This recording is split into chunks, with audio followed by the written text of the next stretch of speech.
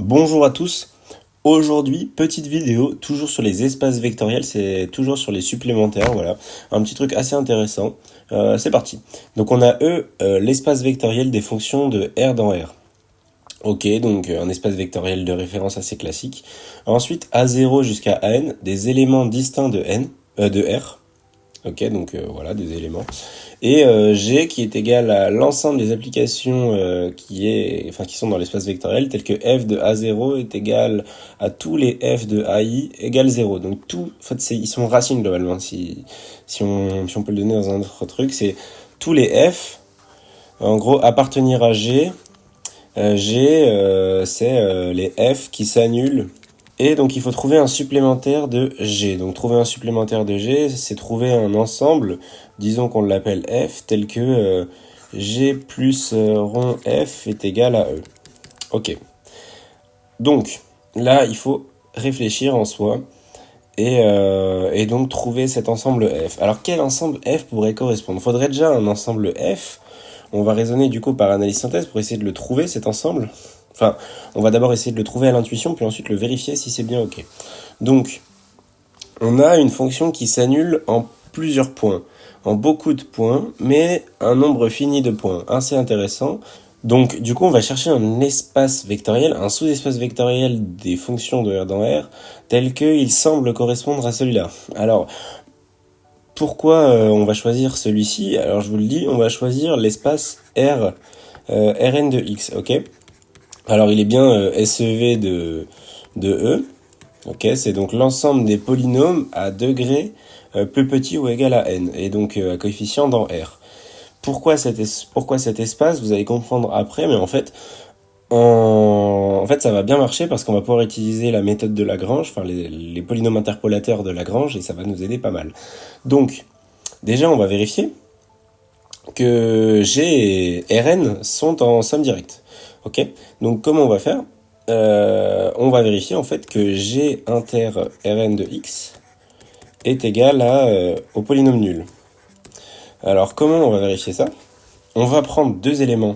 Enfin, on va prendre un élément qui est à la fois dans G et à la fois dans Rn, et on va regarder si cet élément est égal à 0. Donc on prend par exemple soit P appartenant à G inter Rn. Et donc on va montrer que P est nécessairement égal à 0, et donc le polynôme nul ou la fonction identiquement nulle. Ok, donc pour ça, on sait déjà par la définition de G, étant donné que P est dans G, on sait que pour tout i du coup dans 0n, qu'est-ce qu'on a? Eh bien on a P de AI qui va être égal à 0. Ok, P tilde du coup, parce que là on est sur une application, voilà, c'est mieux de se la faire comme ça, on va dire, même s'il y a un peu un abus de notation, enfin bref. Et ensuite, il est dans Rn de x, ok? Donc, il est de degré au maximum n. Le degré de P est plus petit ou égal à n. Or, il s'annule sur combien de points? P, il s'annule sur n plus 1 point.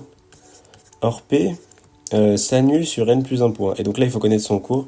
S'annule sur n plus 1 point. Donc, ça implique quoi? Eh bien, en fait, ça implique que nécessairement P est le polynôme nul. Donc, P est égal à 0.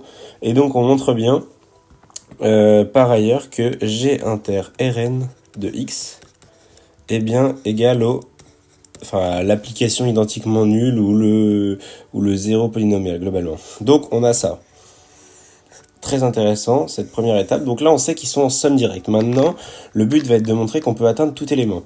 Donc montrons que G plus Rn de x est égal à E. Donc E l'ensemble des fonctions. Pour ça, on va raisonner par analyse synthèse. Donc, on va prendre une fonction f dans E. Ok. Donc, une application de R dans R, donc qui est dans E. Et donc, on va supposer qu'il existe. On suppose qu'il existe donc une fonction G dans G et un polynôme P dans Rn de x tel que f égale g plus p. Alors pourquoi on suppose l'existence d'un tel objet? En fait on fait une analyse synthèse très basiquement, et donc on va essayer de trouver des propriétés sur g et sur p. Ok, donc le but maintenant va être de prouver enfin ouais voilà, de prouver des propriétés sur ces objets. Et donc on va commencer tout de suite. Donc on sait déjà, la propriété qui saute aux yeux, c'est que pour tout i de 0n, on a donc f de AI qui va être égal à g de AI, ok, plus p de AI. Ok, donc g de AI plus p de AI, sauf qu'on sait que le g est dans g, donc g de AI égale 0. Ça vaut 0. Donc en fait, c'est égal à p de AI. Donc on en déduit déjà que pour tout i de 0n, f de AI égale p de AI. Ok, donc là, on va déjà avoir le premier truc et utiliser les polynômes interpolateurs de Lagrange. Nécessairement, on a l'existence de p par la méthode de Lagrange. Alors, on pourrait plutôt l'appeler par les polynômes de Lagrange, ok. Je sais pas exactement ce que c'est le nom, mais voilà. Les polynômes de Lagrange, qu'est-ce qu'on a? Eh bien, P existe et est unique. Pour ça, si vous voulez vérifier ça, c'est pas très compliqué à faire. Il y a des cours, voilà, c'est un truc basique sur un chapitre, enfin sur le chapitre des polynômes, on voit les polynômes de Lagrange et voilà, on trouve que P donc existe pour n plus un élément, donc P sera de degré n. Ça implique pas nécessairement, mais il est plus petit ou égal à n. Ok, mais en soi, avec les polynômes de Lagrange, ça va donner un truc égal à n, mais on pourrait, dans certains cas, trouver des polynômes qui sont de degré plus petit. En fait, si les vecteurs sont bien alignés, ça peut marcher. Donc voilà. Et donc en fait, la méthode de polynôme de Lagrange, on va l'appliquer à pour tout i de 0n. On va dire que p de AI doit être égal à f de AI. Ok. Ensuite, on va traiter le cas de g. Pour g, qu'est-ce qu'on a? Eh bien, on a g, en fait, simplement qui est égal à f moins p. Ok, f moins p. Maintenant, on va vérifier si g s'annule bien sur tous ces points. Donc, vérifier que g est dans g, globalement. Et donc, si on fait g de AI, en fait, ça nous fait quoi? Ça nous fait f de AI moins p de AI. Ok, sauf qu'on a construit p de AI pour faire en faisant en sorte que p de AI égale f de AI. Donc, en fait, ça fait 0. Donc, on a bien... Donc G appartient bien à grand G. Ok, et donc en fait, pour faire notre synthèse, qu'est-ce qu'on proposerait? On proposerait donc deux éléments. Donc on poserait plutôt P dans Rn de x. Ok, dans Rn de x tel que pour tout i de 0n P de AI égale f de AI. Ok. Et notre deuxième fonction, on poserait donc g dans g, tel que g est égal à f moins p. Voilà. Et donc, en faisant ça, on peut vérifier facilement qu'on peut atteindre n'importe quel vecteur. Donc en fait, au final, pour tout f de e, il existe donc un g et un p, donc du coup qui sont dans G et dans Rn de x, tel que f est égal à G plus P.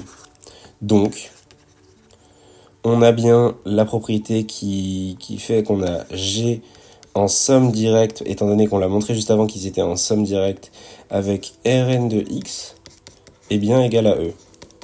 Donc, finalement, le supplémentaire de G... Le supplémentaire de G peut-être, alors on ne sait pas s'il y en a d'autres, on n'a pas prouvé ça, peut-être Rn de x. Ok, Rn de x convient comme supplémentaire. Rn de x convient comme supplémentaire de G. Ok, c'est mieux formulé, comme supplémentaire de G. Voilà. Donc j'espère que cette vidéo vous a plu. N'hésitez pas à nous en donner votre avis dans les commentaires. L'algèbre, on est un peu nouveau, on va dire, et donc c'est moins facile. Mais voilà, si vous avez des idées d'exercices à proposer, on est tout ouvert, voilà. Merci pour votre écoute et à une prochaine.